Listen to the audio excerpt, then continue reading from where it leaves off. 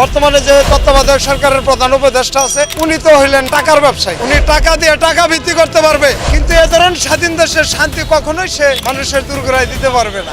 আমরা প্রেসিডেন্ট হব, আগে ইংলিশ শিখুন, আগে ভাওয়াল শিখুন, ইংলিশের ওয়ার্ড শিখুন, তারপরে আপনারা রাজনীতিতে আসেন। আগামী 13 মার্চ বাংলাদেশে কি করা হয়েছে জাতিসংঘের চেয়ারম্যানের কাছে স্মারকলিপি আকারে জানিয়ে দেব। ছাত্র ভাইয়েরা যে আমাদের সাথে ধোঁকাবাজি করবে এটা আমরা কখনোই ভাবতে পারিনি। তারা আগে বলে পড়াশোনা শেখো, ভাওয়েল শেখো, ইংলিশ শেখো, তারপরে আমরা তাদের ইফতারির দাওয়াত পাবো। এমন অনেক মনের ক্ষোভ প্রকাশ করলেন সাধারণ রিকশাওয়ালা। তারা চায়, তারা শুধু প্রয়োজনে আমাদেরকে ব্যবহার করতে জানে, কিন্তু যখন সুসময়ে আমাদেরকে কোনো মতেই তারা গুরুত্ব দেয় না এবং একবারের জন্য আমাদের দিকে খেয়াল রাখে না। কেন তারা এমনটা করলো? আমাদের সাথে বেইমানি করেছে তারা, এর ফল অবশ্যই তাদেরকে পেতে হবে, এমন কঠিন ইঙ্গিত দিলেন সাধারণ রিকশাওয়ালা। প্রিয় দর্শক, আপনারা জানেন যে 5 আগস্ট ক্ষমতাচ্যুত হওয়ার পরে রিকশাওয়ালাদের কিন্তু অনেক অবদান ছিল শেখ হাসিনা থেকে গদি থেকে নামানোর জন্য, কিন্তু তারা আজ অবহেলিত হওয়ার পরে সংবাদ সম্মেলনে তারা কিছু গুরুত্বপূর্ণ কথা বললেন। তাদের এই গুরুত্বপূর্ণ কথাগুলো আপনাদের মাঝে তুলে ধরা হবে। ভিডিওটি ধৈর্য সহকারে দেখতে থাকুন। চলুন আর দেরি না করে ভিডিওটি শুরু করা যাক। যে তত্ত্বাবধায়ক সরকারের প্রধান উপদেষ্টা আছে উনি তো হইলেন টাকার ব্যবসায়ী। উনি টাকা দিয়ে টাকা ভিত্তি করতে পারবে, কিন্তু এ ধরনের স্বাধীন দেশের শান্তি কখনোই সে মানুষের দূরগড়ায় দিতে পারবে না। তারা আমাদের সাথে প্রকাশ্যে বেইমানি করতেছে। মানিক মেয়ে এভিনিউ রাষ্ট্রীয় অর্থ খরচ করে তারা অনুষ্ঠান করছে। একটা রিক্সা চালককে তারা দাওয়াত দেয় নাই। ভাই, আপনারা তো কোঠা নিয়ে সংস্কার নিয়ে আন্দোলন করছেন, আপনারা কোঠার পাগল হয়েছেন। আমরা জনগণ কি পেলাম? দাঁত ভাঙ্গা জবাব আপনাকে দেওয়া হবে। স্বপ্ন দেখতেছেন আগামী দিনের আমরা প্রেসিডেন্ট হব, আগে ইংলিশ শিখুন, আগে ভাওয়াল শিখুন, ইংলিশের ওয়ার্ড শিখুন, তারপরে আপনারা রাজনীতিতে আসেন।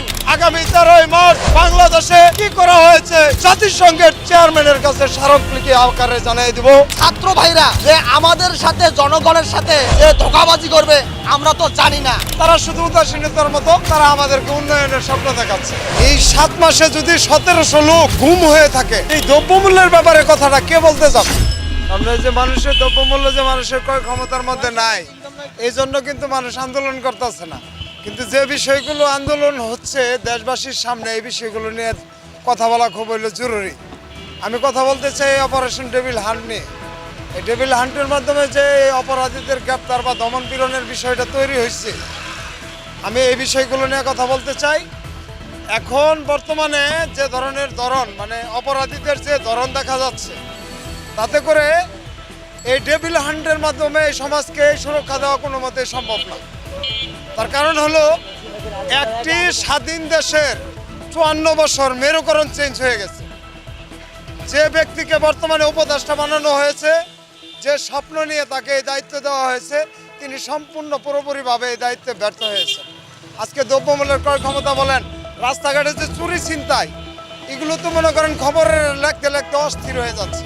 আমার মনে হয় যে রাত্রে যারা ডিউটি অফিসার তাদের লাইন ধরে এই চুরি ছিনতাই আর ডাকাতির মামলা নিতে হচ্ছে। এভাবে যদি এই আইন শৃঙ্খলার অবনতি করতে থাকে, তাহলে আপনি দ্রব্যমূল্যের যে ক্রয় ক্ষমতার বাহিরে চলে গেছে, এই কথাটা বলবেন কোন সময়? এই সময়টাই তো আমাদের বলার তো কোনো সময়ই হচ্ছে না। এখন আমরা কি নিয়ে কথা বলবো? দর্শন নিয়ে বলবো? খুন নিয়ে বলবো? আজকে ব্যাপারে যে এই যে ঘুমের ব্যাপারে 1752 জন এই কয়দিনে ঘুম হয়েছে। আপনার মাসে কত পড়ছে আপনি হিসাব করেন তো? এই কি দ্রব্যমূল্যের চাইতে এই ঘুম মূল্য কি কম নাকি মনে করছে?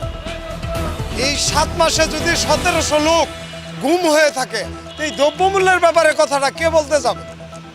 এখন আইন শৃঙ্খলার যে অবনতি হয়েছে, বর্তমানে যে তত্ত্বাবধায়ক সরকারের প্রধান উপদেষ্টা আছে উনি তো হইলেন টাকার ব্যবসায়ী। উনি টাকা দিয়ে টাকা ভিত্তি করতে পারবে, কিন্তু এ ধরনের স্বাধীন দেশের শান্তি কখনোই সে মানুষের দূরগড়ায় দিতে পারবে না। তার কারণ হলো যে এখানে যে জিনিসটা দরকার ছিল উনি পুরোপুরি পরক্ত হয়েছেন, এখানে উনি ওটা আনতেই পারেন। এই যে ডেভিল হান্ট দিচ্ছে অপরাধী, আপনি দৈনিক ঘর অপরাধী বানায় আপনি কয়জনকে গ্রেপ্তার করেন? এ ধরনের অপারেশন দিনে আইন শৃঙ্খলা বাহিনী আরো বিতর্কিত হয়ে যায়। আমরা যে পুলিশের যে মনোবলটা দেখছিলাম, আস্তে আস্তে পুলিশের মনোবল ভেঙে পড়ছে। তার কারণ পুলিশ তো কোনো সুনাম অর্জন করতে পারতেছে। সব দিক থেকে যদি অপরাধী তৈরি করে, শুধু পুলিশকে আপনি বলেন যে আইন শৃঙ্খলা রক্ষাকারী বাহিনী রক্ষা করবে, তাহলে তো ওরা তো রক্ষা করতে পারবে না। এই কয়দিন পরে তো তাদের নিজেদেরকে রক্ষা করার অস্তিত্ব নিয়ে এই একটা সমস্যা তৈরি হবে। কারণ এই ধরনের এভাবে যদি অপরাধের ধরন বেড়ে যায়, বৃদ্ধি পায়, খুন খুম হত্যা রাহাজানি, দর্শনের ব্যাপারে মেয়েরা কি বলতেছে, রাষ্ট্র তুই দর্শক, রাষ্ট্র কি তুই